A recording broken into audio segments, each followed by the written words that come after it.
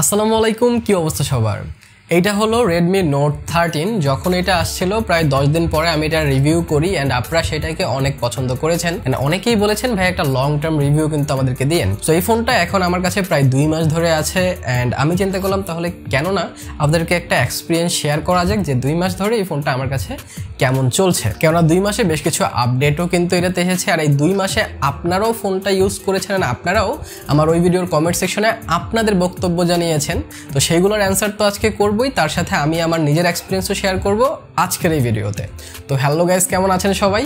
আমি রবিন, আপনার শিমল বাড়ি। তো চলুন শুরু করা যাক। সো প্রথমে আপনাদের কিছু কোয়েশ্চেন নেওয়া যাক যে আপনারা কি কি ফেস করেছেন এই ফোনটাতে। সো প্রথম কমেন্টে আমাদেরকে করেছেন রুবেল ভাই। রুবেল ভাই বলেছে, ভাই অনেক রিভিউতে তো বলে ফোনটা না নিতে, খুব টেনশনে আছি ভাই, কি করব? যদি এই ব্যাপারে আমি বলি তাহলে আমি বলবো যে Xiaomiর যেই কনফিগারেশন, Xiaomiর যে ফোন সেইটা নিয়ে আসলে কেউর কোনো প্রবলেম নাই। যদি প্রবলেম থাকে সেটা হচ্ছে ইউআই নিয়ে। Xiaomiর ইউআই নিয়ে যেভাবে আপনাদের একটা টেনশন আছে, তার ঠিক অপর প্রান্তে ইউটিউবারদের মধ্যেও কিন্তু এটা দ্বিধাদ্বন্দ্ব চলে যে Xiaomi ফোন কি আমরা সাজেস্ট করবো কিনা, কারণ তাদের ইউআই এর যেই প্রবলেমটা ফেস করছি আমরা লাস্ট 2-1 বছর যাবত, সেক্ষেত্রে অনেকেই এটাকে অ্যাভয়েড করতে বলে। বাট যদি আমি আমার এক্সপিরিয়েন্স বলি তাহলে আমি বলবো যে 2 মাস আমি যেরকম চালিয়েছি এখন অবধি কিন্তু তেমন কোনো প্রবলেম ফেস করিনি। এই ফোনটার সবকিছুই মোটামুটি আমার কাছে ভালোই লেগেছে, লাইক পারফরমেন্স সেকশনও ভালো, তার উপরে ইউআই নিয়ে এখন অবধি আমি কোনো বাগ টাগের দেখা পাই নাই। আর Xiaomi যেভাবে তাদের অন্যান্য ফোনগুলোতে যেভাবে হাইপার ওএস আপডেট দিচ্ছে এটা তো চলে আসবে। সো আমার মনে হয় আপনাদের টেনশন নাই, Xiaomi কিন্তু তাদের সফটওয়্যার নিয়ে কাজ করছে। তো যদি আপনারা একটু রিস্ক নিতে পারেন আমার মনে হয় Redmi একটা ভালো চয়েস, যেই বাজেটে এটা আসছে। আর আনঅফিশিয়াল নিলে তো আপনারা আরো কম বাজেটে মার্কেটে পেয়ে যাবেন। তো সেই ক্ষেত্রে এটা কিন্তু অনেক ভালো একটা ভ্যালু ফর মানি ক্রিয়েট করে আপনাদের জন্য। এরপর আমাদের জাহিদুল ফিরোজ ভাই কমেন্ট করেছেন, ভাই ডিসপ্লে কেমন? ডিসপ্লের কথা যদি বলি ভাই, one of the best display বলবো আমি এই বাজেটে। এখন তো অ্যামোলেড ডিসপ্লে পাচ্ছেন 120 হার্জ রিফ্রেশ রেটের সাথে, তারপরেও এটার একটা সিমেট্রিক্যাল বেজেলও কিন্তু আপনারা পেয়ে যাচ্ছেন, যেটা একটা ফুল ভিউ এক্সপিরিয়েন্স কিন্তু ক্রিয়েট করে। সো আপনারা যারা ভালো ডিসপ্লের জন্য ফোন নিতে চাচ্ছেন, এন্ড এটার ব্রাইটনেসও কিন্তু কোয়াইট গুড ছিল। আমি যখন ইনডোরে এটার কন্টেন্ট ওয়াচ করেছি, আউটডোরে করেছি, আমার কিন্তু কোনো প্রবলেম ফেস হয় নাই। সো অ্যামোলেড 120 হার্জ ওভারঅল এটার ডিসপ্লে নিয়ে আপনার কোনো প্রকার প্রবলেম হবে বলে আমার মনে হচ্ছে না। এরপর হৃদয় হাসান ভাই আমাদেরকে কমেন্ট করেছেন, মনে হচ্ছে ভালোই কিন্তু ক্যামেরাটা খুব একটা ভালো না। ক্যামেরার বিষয়টা হচ্ছে ভাই 108 মেগাপিক্সেল, যদি আপনি 108 মেগাপিক্সেল দিয়ে ছবি তোলেন এন্ড আউটডোরে একটা ভালো লাইটিং কন্ডিশনে, তাহলে আপনারা ভালো পিকচার পাবেন। ইভেন আপনারা অনেক সময় কি করেন, যে ক্যামেরাটা তারা সেট করে দেয় নর্মালি, ওইটা দিয়ে ইউজ করতে থাকেন বা ওইটা দিয়েই চালাতে থাকেন। আপনারা ক্যামেরাটা একটু টুইক করে নিতে পারেন, কিছু সেটিংস এদিক সেদিক করে নিতে পারেন, তাহলে কিন্তু একটা ভালো আউটপুট আপনারা পাবেন। যদি আমার পক্ষে সম্ভব হয় আমি একটা শর্টস দিয়ে দিব যে ক্যামেরা সেটিংস চেঞ্জ করার বা ক্যামেরা সেটিংস কোনটা ভালো হবে সেইটা। ইউজার ভাই আমাদেরকে কমেন্ট করেছেন, ভাইয়া 26,000 টাকা তো কোম্পানি মুখ দেখে নিচ্ছে না, ফোনটা ভালোই, কিন্তু আপনি 10 দিন ব্যবহার করেন নাই। এইটা কোনো মোবাইল রিভিউ করার জন্য 10 দিন রেখে দিবে না আপনার কাছে। তাহলে ভাই একটা কথা বলি আপনাকে, এটা হচ্ছে সিম্ফনি ইনোভা 30। এই ফোনটা প্রায় 20 দিন ধরে আমার কাছে কোম্পানি রিভিউর জন্যই দিচ্ছে এন্ড এখন অবধি এটা আমার কাছে এন্ড আমি ইউজ করছি এন্ড এটারও একটা লং টার্ম রিভিউ আপনি পাবেন। সো আপনারা যারা বলেন যে না ভাইয়া আপনার এতদিন আপনার কাছে তো কোনো ফোন রেখে দিবে না, প্রথম কথা হচ্ছে যখন কোম্পানি রিভিউর জন্য দেয় তখন সাধারণত 10 দিন 20 দিন 1 মাস আমাদের কাছে থাকে ফোনটা।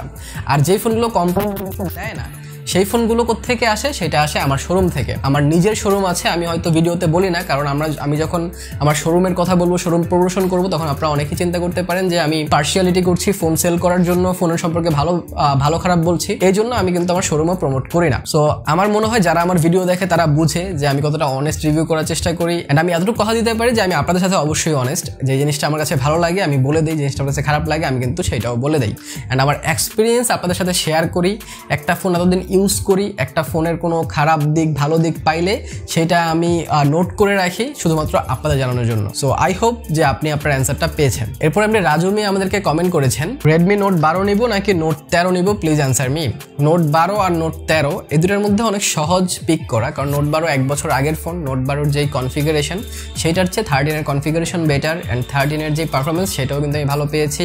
এটাতে আপনারা অ্যামোলেড এর পাশাপাশি ইন ডিসপ্লে ফিঙ্গারপ্রিন্ট পাচ্ছেন, যেটা আপনারা Note 12 তে মিস করছেন। ইভেন Note 12 তে কিন্তু 108 মেগাপিক্সেল ক্যামেরাও আপনারা পাচ্ছেন না। সো ওভারঅল যদি দেখতে চান অবশ্যই আমি আপনাকে রিকমেন্ড করবো যে আপনি Note 13 নেন। এরপর মাহমুদ ভাই আমাদেরকে একটা বড় কমেন্ট করেছেন, সেটা হচ্ছে একমাত্র অনেস্ট রিভিউ পেলাম, যদিও ডট ডট ব্র্যান্ডের টাকা খেয়ে দেশের অনেক সুনামধন্য টেক ইউটিউবার এটাকে খারাপই বলছে, একমাত্র আপনি রিয়াল ভিডিও দিলেন। তাদের কথায় বেসিক ইউজাররা প্রতারিত হচ্ছে, যেমন বেসিক ইউজারদের জন্য C67 এর চেয়ে নোট 30 অবশ্যই মাছ বেটার, কিন্তু তারা রেকমেন্ড করছে ডট ডট ব্র্যান্ড, যেখানে বেসিক ইউজারদের মূল প্রয়োজনই হয় ভালো ডিসপ্লে এবং ক্যামেরা, বা টেক ইউটিউবাররা এটার খুব বদনাম করছে। যদি আমি আপনাদেরকে বলি তাহলে বদনাম করার কারণ অনেক কিছুই হইতে পারে, সেদিকে আমি যাব না, কিন্তু যদি আমি এইটা C67 এর সাথে আপনাদের কাছে কম্পেয়ার করে দেই তাহলে আমি বলবো যে ডেফিনেটলি C67 থেকে মাছ better option Redmi Note 13, but এটাও আপনারা দেখতে হবে C67 এর চেয়ে এটার প্রাইস কিন্তু প্রায় 3000 টাকা বেশি যদি আপনারা অফিসিয়াল নেন। আর রিয়েলমি সাজেস্ট করার অনেকের আরেকটা অপশন থাকতে পারে যে তারা তাদের অডিয়েন্সকে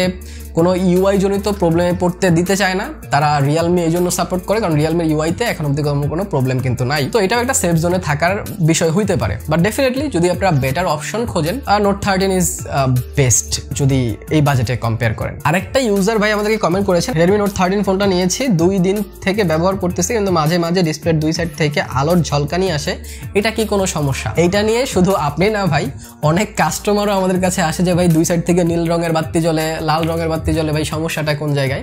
ভাই আসলে সমস্যা না, এটা হচ্ছে একটা সেটিংস বা একটা নোটিফিকেশন লাইট হিসাবে ব্যবহার করেছে তারা, যেটা লাল রং নীল রং সাইড থেকে একটা ঝলকানি আসবে যখন কোনো নোটিফিকেশন আসবে। আমি আপনাকে দেখিয়ে দিচ্ছি, আপনারা হয়তো রিলেট করতে পারবেন যে আসলে সমস্যাটা কি আপনাদেরকে এটাই মনে হচ্ছে কিনা। তো এটা কোনো সমস্যা না, এটা একটা ফিচার। আপনারা যদি অফ করতে চান কিন্তু অফ করারও অপশন রয়েছে, আপনারা অফও কিন্তু করে ফেলতে পারবেন। এটা আপনারা জাস্ট সেটিংসে যাবেন, নোটিফিকেশন কন্ট্রোলে যাবেন, এন্ড সেখান থেকে নোটিফিকেশন ইফেক্ট যেটা আছে সেটা অফ করে দিলেই হয়ে যাবে। তো এবার যদি আমি আমার পার্সোনাল এক্সপিরিয়েন্সের কথা বলি তাহলে প্রথমেই আমি এইটার যে ইউআইতে সমস্যা ছিল এখন অবধি কোনো প্রকার সমস্যা পাইনি। আপডেটেড থ্রু এটা আরো বেটার হচ্ছে দিন দিন। আই হোপ Xiaomi এটাকে আরো আপডেট দিয়ে আরো বেটার এন্ড স্টেবল করবে। এছাড়া এটার ডিজাইন তো আগে থেকেই সুন্দর ছিল, সেটা নিয়ে কোনো কোয়েশ্চেন নাই। ক্যামেরা ঠিক আছে, ক্যামেরা একটু এদিক সেদিক আপনাদের মনে হইতে পারে, তারপরও আমি কয়েকটা পিকচার দিচ্ছি আপনারা দেখেন, আমার মনে হয় খারাপ না, আউটডোরে ঠিকঠাক পিকচার ক্যাপচার করে। বাট সেলফি ক্যামেরা আর একটু ভালো কাজ তারা করতে পারতো, সেলফি ক্যামেরাটা অতটা আমার কাছে পছন্দ হয় নাই। কিন্তু ডিসপ্লে নিয়ে ভাই আমার কোনো কোয়েশ্চেন নাই, কারণ একটা পারফেক্ট ডিসপ্লে আপনারা এটাতে পাচ্ছেন। এক তো বেজেলটা অলমোস্ট সিমেট্রিক্যাল, তার সাথে 120 হার্টজ অ্যামোলেড ইন ডিসপ্লে ফিঙ্গারপ্রিন্টের সাথে। সো এর চেয়ে ভালো জিনিস আপনারা ডিসপ্লেতে আর কি আশা করতে পারেন। এছাড়া পারফরমেন্স সেকশনে স্ন্যাপড্রাগন প্রসেসর পাচ্ছেন। স্ন্যাপড্রাগন খারাপ না, যেই প্রসেসর দিয়েছে,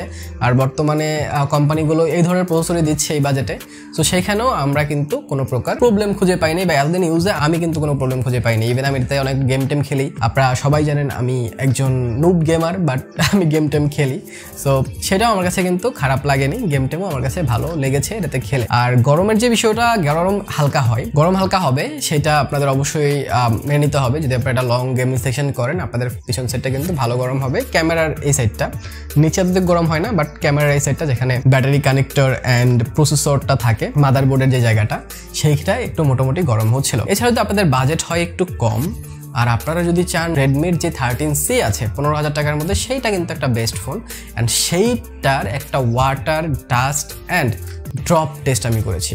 সেটা দেখতে চাইলে এইখানে ক্লিক করে দেখে নিতে পারেন। ভালো থাকেন, ভিডিওটা ভালো লাগলে লাইক, কমেন্ট, শেয়ার, সাবস্ক্রাইব করে দিন। দেখা হবে পরের ভিডিওতে। টিল দেন, আল্লাহ হাফেজ।